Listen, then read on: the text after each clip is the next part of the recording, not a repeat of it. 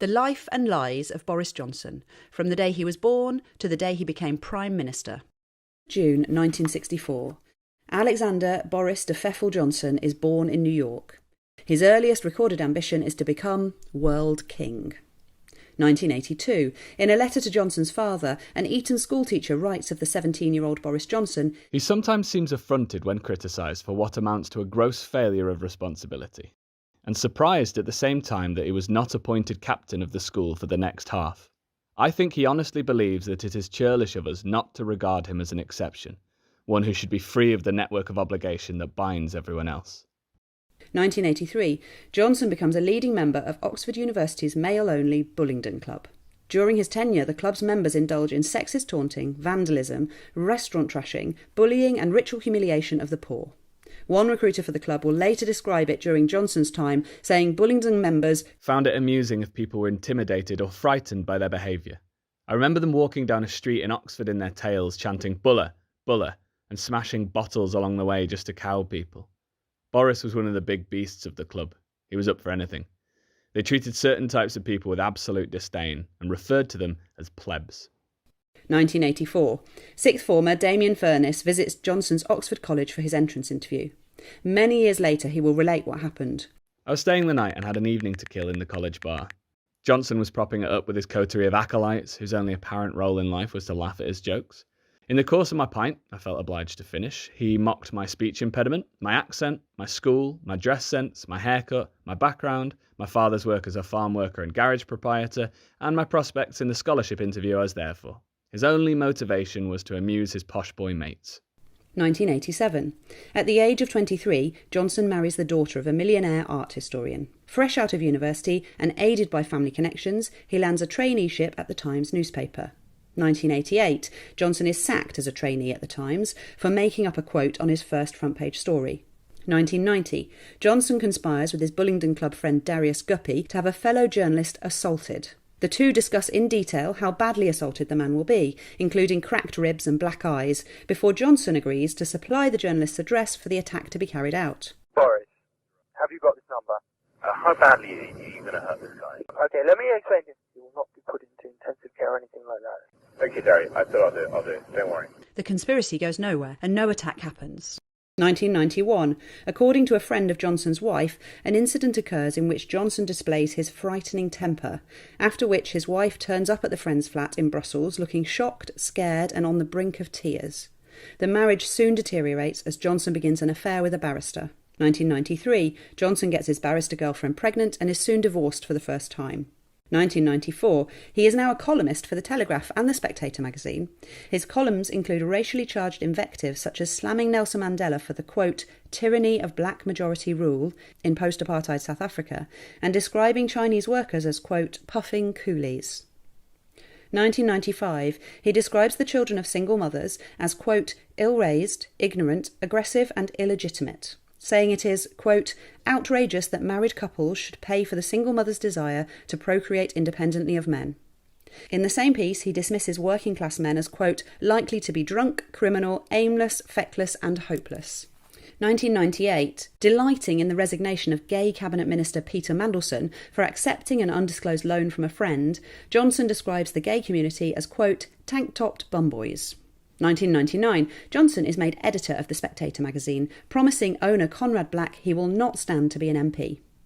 2000. Johnson begins a relationship with one of his employees. He promises her that he will leave his wife to marry her. He does not leave his wife.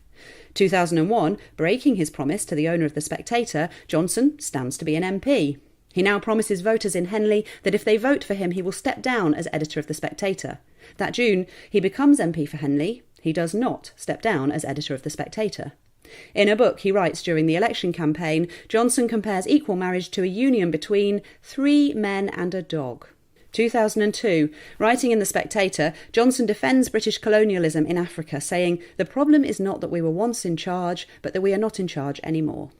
Left to their own devices, the natives would rely on nothing but the instant carbohydrate gratification of the plantain. Meanwhile, in The Telegraph, he describes black Africans as, quote, flag-waving pickaninnies with watermelon smiles. 2003. Johnson is made vice chair of the Conservative Party and shadow arts minister. 2004, rumours circulate that Johnson has got one of his employees pregnant, resulting in her having an abortion. Johnson slams the suggestion as, quote, complete balderdash and an inverted pyramid of piffle, and assures Conservative Party leader Michael Howard that the claim is untrue. In reality, the rumours are entirely true. Johnson is sacked from his position as Tory Vice Chair and Shadow Minister for lying to the party leader. 2005, Johnson steps down as editor of The Spectator. Advising his successor on how to deal with a senior female colleague, he says, just pat her on the bottom and send her on her way. 2008, Johnson becomes Mayor of London. 2009, he fathers a child with an unpaid advisor to City Hall. 2013, the Court of Appeal throws out an injunction that has until now prevented Johnson being named as the father of the child. 3 judges rule that the public has a right to know about Johnson's, quote, reckless behaviour. By now, Johnson is having an affair with an American technology entrepreneur.